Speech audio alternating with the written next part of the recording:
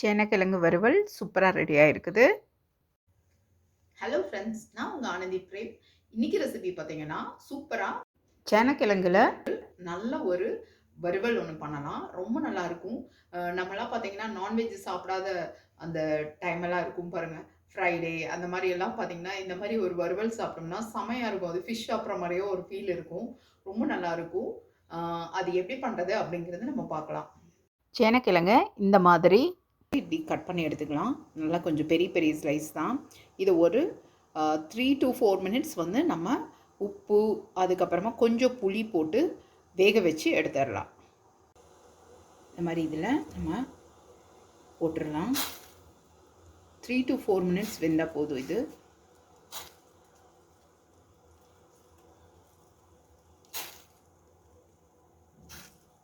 சாப்பிடும்போதெல்லாம் கொஞ்சம் இச்சஸ் ஆகும்ல, அதுக்காக தான் நம்ம வந்துட்டு உப்பு போட்டாச்சு. இப்போ அதுக்காக தான் நம்ம வந்து புளி போடுறோம். பாருங்கள், நான் ஒரு சின்னிக்காய் சைஸில் ஒரு புளி போடுறேன். அதையும் இதுக்குள்ளே போட்டுடலாம். பாருங்கள், ஒரு 3/4 பதத்துக்கு வெந்துருச்சு. இந்த மாதிரி ஃபோர்க் ஸ்பூன் வச்சு குத்தி நம்ம இப்படி எடுக்கிற அளவுக்கு நம்ம வந்து வேக வச்சா போதும். பாருங்கள், இந்த மாதிரி போதும். இப்போ நம்ம ஸ்டவ் ஆஃப் பண்ணிடலாம். இப்போ வந்து இந்த தண்ணியெல்லாம் வடிகட்டிட்டு நம்ம மசாலா தடவலாம் ஆறுனதுக்கப்புறமா.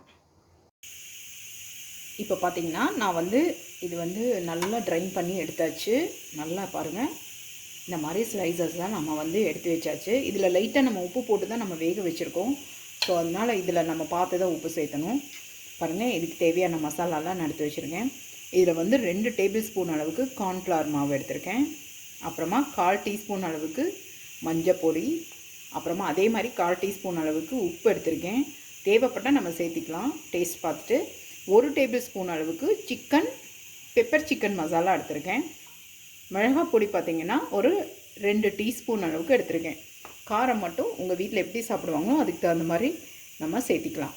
இது கூட பார்த்திங்கன்னா 1 டீஸ்பூன் அளவுக்கு இஞ்சி பூண்டு விழுது சேர்த்திக்கலாம்.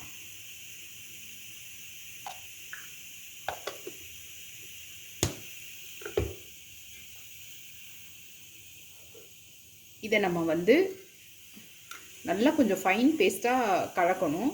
அதுக்கு பார்த்திங்கன்னா நான் ஒரு 2 டேபிள் ஸ்பூன் அளவுக்கு தயிர் ஆட் பண்ணலாம். இதை நம்ம கலந்துட்டு தேவைன்னா நம்ம தயிர் ஆட் பண்ணிக்கலாம்.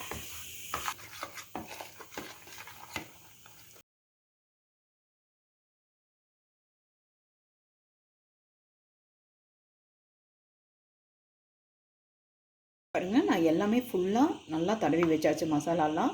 இதை வந்து நல்லா ரெஃப்ரிஜிரேட்டருக்குள்ளே நம்ம வச்சிடலாம். இதை வச்சுட்டு பார்த்திங்கன்னா நம்ம நாளைக்கு மார்னிங் கூட நம்ம இதை ஃப்ரை பண்ணி எடுக்கலாம். அந்தளவுக்கு இது நல்லா எவ்வளோ ஊறுதோ அந்தளவுக்கு டேஸ்டியாக இருக்கும். நமக்கு உப்பு காரம்லாம் பிடிச்சி செம்ம டேஸ்டியாக இருக்கும், யம்மியாக இருக்கும்.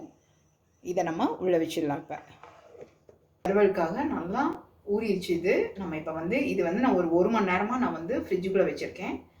இப்போ வந்து நம்ம ஃப்ரை பண்ணி எடுத்துடலாம். இதை ஃப்ரை பண்ணுறதுல டீப் ஃப்ரை கிடையாது, இது ஷாலோ ஃப்ரை தான் பண்ண போகிறோம். டவாவில் வச்சு அப்படியே நம்ம ஃப்ரை பண்ணி எடுக்கலாம். வந்து டவாவும் சூடாகிடுது. இந்த டைமில் நம்ம இப்படி ஒவ்வொன்றா வச்சு நம்ம எடுக்கலாம்.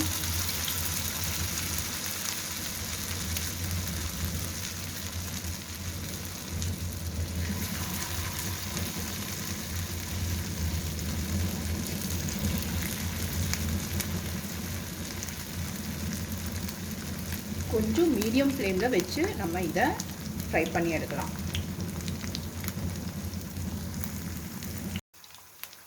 நம்ம இதை அப்படியே லைட்டாக நம்ம டர்ன் பண்ணி விட்டுறலாம், திருப்பி விட்டுறலாம்.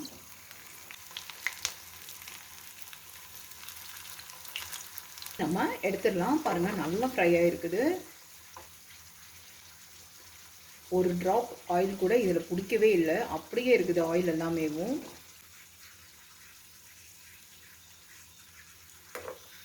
நல்லா கிறிஸ்பியாக சூப்பராக இருக்குது, நல்லா வந்திருக்குது.